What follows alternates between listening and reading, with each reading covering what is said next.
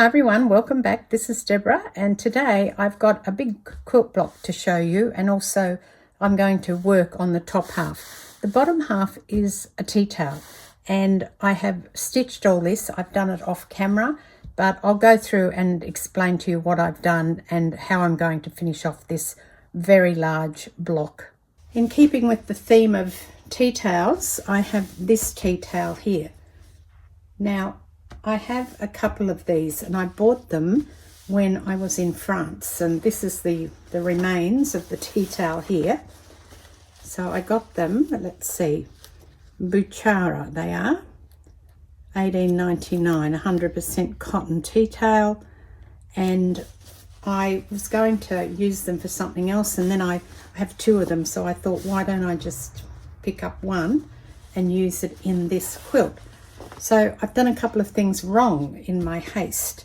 First of all, I haven't done this wrong because I like this. I've laid some doilies and I put a patch. I didn't take these apart. This is how they were, but I put a patch of those yo-yos on here and just applique around them on top of where the house, this little side sort of annex.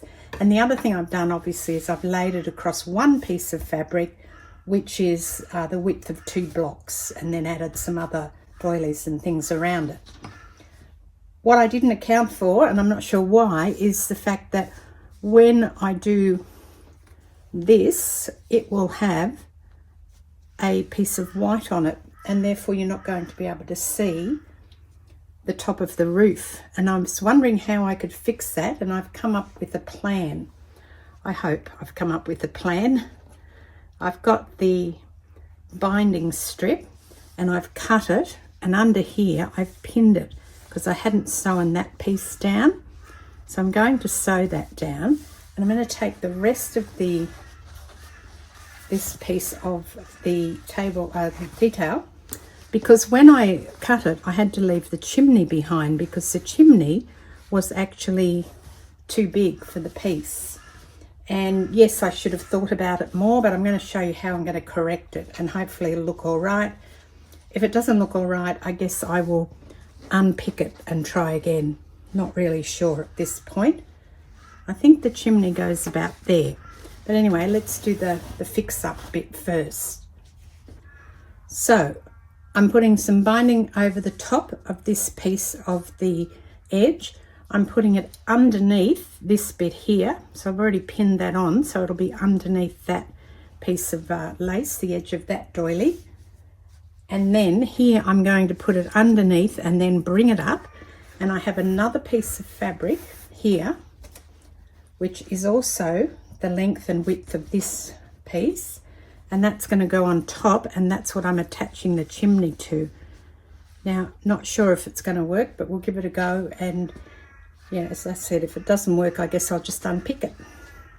So what I've done is I've sewn those 3 separate pieces on. This one behind the house, not very well because I kind of was holding it back, but it doesn't matter because I'm going to cover that.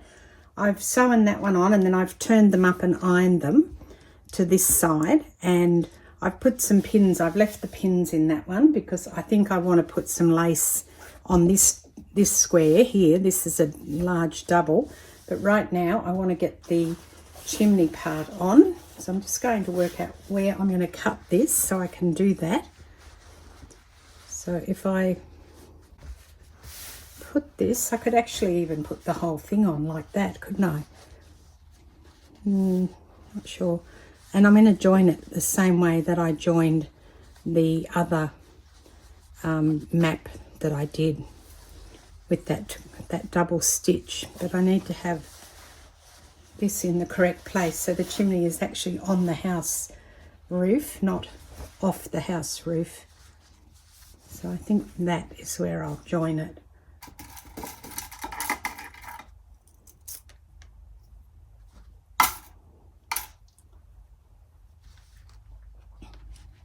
So you can see that I've now covered that piece of binding that I did. That was really just to secure it in place, really, for no other reason than the fact that I want to line these 2 up edge to edge like that, so that the chimney is in the correct place for the roof.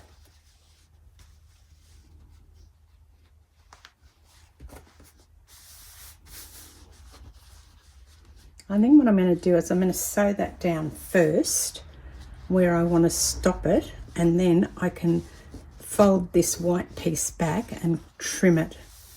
I think that might be easier than trying to do it while it's on its own. So I need to make sure I get that chimney in the correct place.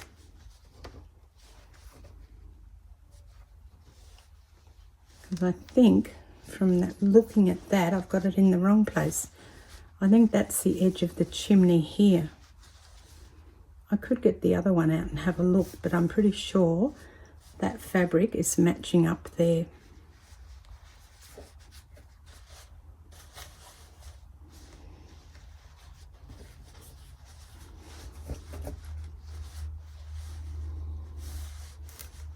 Now, if you're doing anything like this, then maybe learn from my mistakes and work out what you want before you go chopping into your tea towels or whatever it is that you're chopping.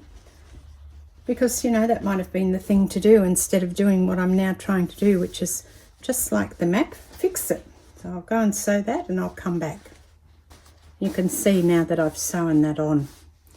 And you can probably see some of that stitching. When I do the up close with this one, I will show that to you. And that's the back. So you can see the stitching there. Now, because I put this all the way across the tea towel, which I'm actually going to cut off anyway, I didn't have to do the binding on that one. It was just easier for me to do it that way.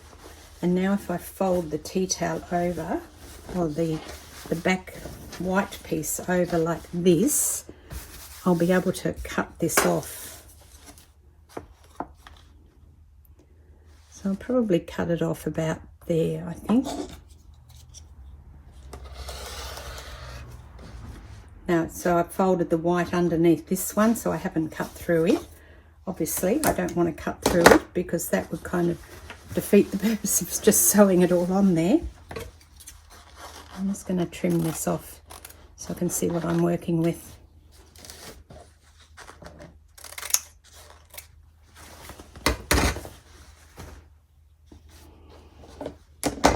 I just have to do those end bits now so that that's secure, and sew it all the way to the end here, and then I'll put this over when I put something on here. I think that's resurrected the chimney. I think it's fine. I could even put something on top of the chimney if I wanted to, or like a piece of lace, which I may well do. Keep coming back to this one because it's here. I won't use this, but I'm just showing you. So if I decide to do it, I could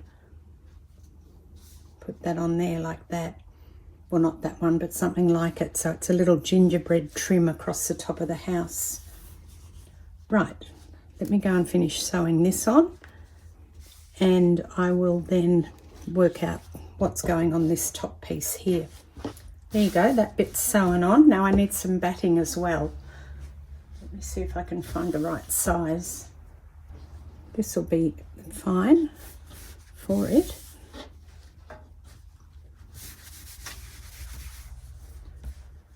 Let's chop it so that it fits on here.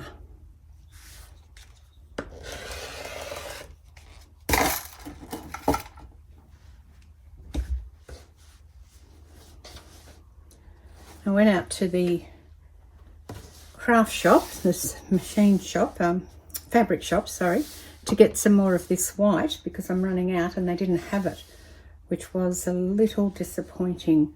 So I had to get some other white, but you know, I'm hoping it will look okay. I really want to use this. I love this.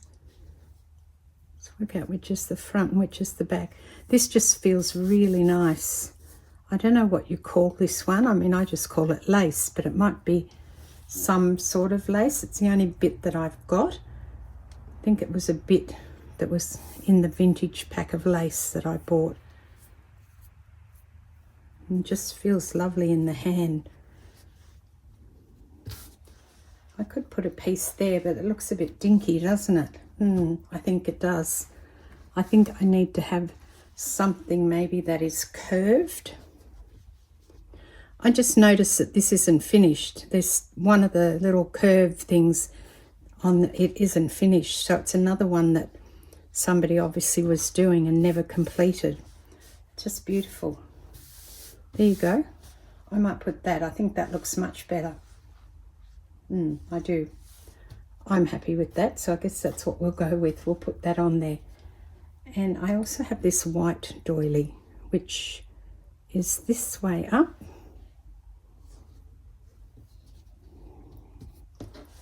Put that on there.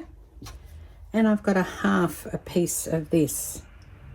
So I could kind of put that. Looks a bit silly underneath though, doesn't it? If I moved that over a bit, that would go on there like that. Now it's not covering that though. Maybe I could just change and put this on here. No, I don't want that on there because I don't want that raw edge that I can't tuck in. But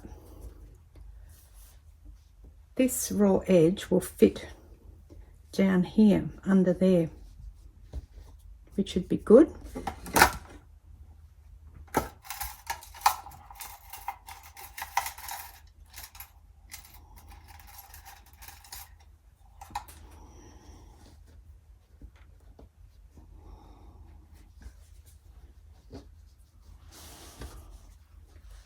And I still have to hide that join there. Oh, sorry, I didn't mean to make a big loud banging noise like that on you. And I'm trying to work out where I put that. That's got to go underneath. Mustn't forget. That bit goes under there. Otherwise, I will pin everything on and then I'll totally forget about the backing, the batting. Not the backing, the batting.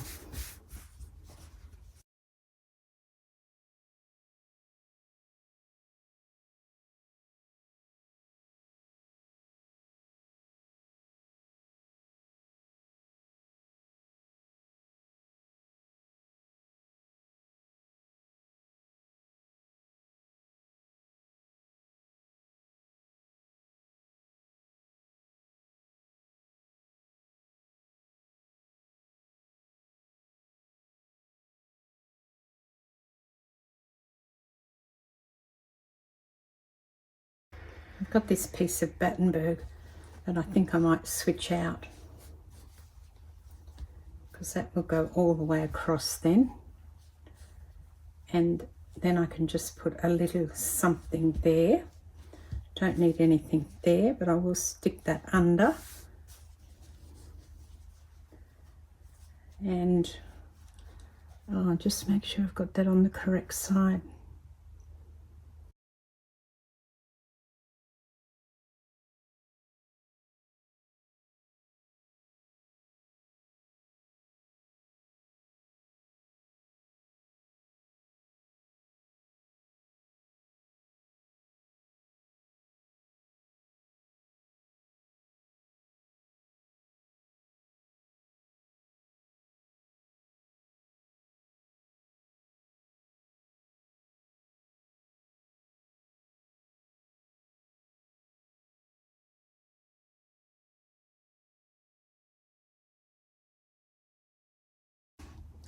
I do have this, which would work quite well, I think.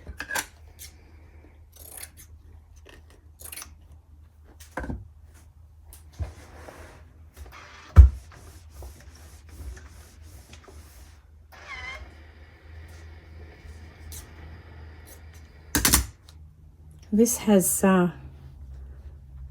all raw edges, but if I tuck it under like that, it's going to cover what I need it to cover while still showing a small piece of that cut work. I think that's fine. I like that. So I'm going to run with this now and stitch all these down.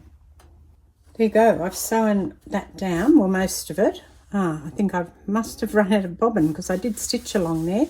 Oh well, I will go back and do that. It doesn't matter. Here too, I clearly have run out of bobbin and been stitching edges that weren't working.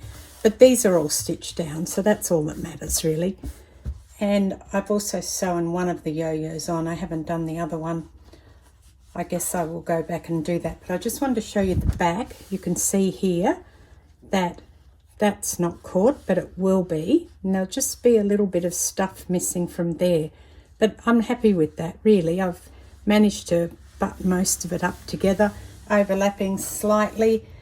That's all going to be covered. I don't think it's going to make much difference to have a tiny little bit here, just not quite on. If I thought it would, I would pull it down. I've stitched that on there, so I just put another little bit of batting on if I needed to, if I wanted to. I've stitched this one onto there now to secure that doily there. And I think that's about it. And I really like them. I think they're really pretty. I've got a little bit more stitching to do on all of them, but I think that they're going to tie in with the other houses that I've done. And I'm getting quite a few blocks. I'll have to count them and see.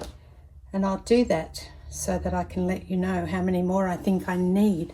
Initially, I thought 6 by 6, which would give me 36, but I think I've gone past 36 already. Obviously, I need more on this one, or maybe I don't. When I put it together, I may decide I don't. But at the moment, I'm thinking I probably do. Not sure what that's going to be, although it might be nice to have sort of just the white to give your eyes a breather from all the busyness that's on this one below. Now, the other thing I've just decided on the spur of the moment is that I want to put some batting behind this house. I'm only going to do one layer, and then I'm going to do some stitching on top.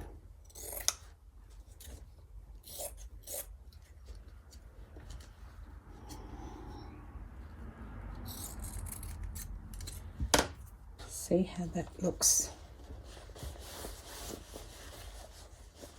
Just getting that pushed in there so that it's nice and flat, which that seems to be now.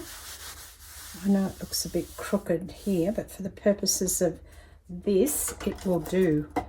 And what I intend to do now is to go back to the machine and stitch around the windows and the door to give that some dimension. I'm not going to stitch that one. I'm just going to do these others. All right, I've done that. I'm just going to cut this off.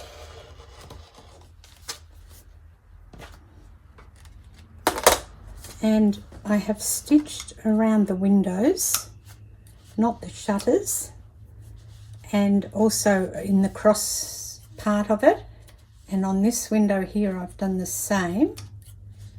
And around the roof of the door, top of the door, and around the door, I didn't do the windows, I didn't do that one, just these 3, 4. So I may well stitch this down too, just so that piece of batting doesn't move.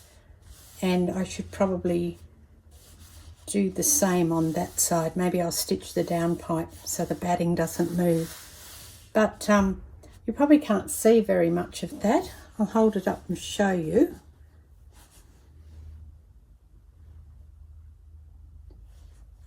You can see the stitching there that I've done. I've used a triple stitch on my machine. And with the windows, I went up and down a couple of times because I came around and then I went down again and across, down and across, and then down the centre as well. So they've got a couple of stitches on them. And up close you can see those stitches. You might not be able to on the screen.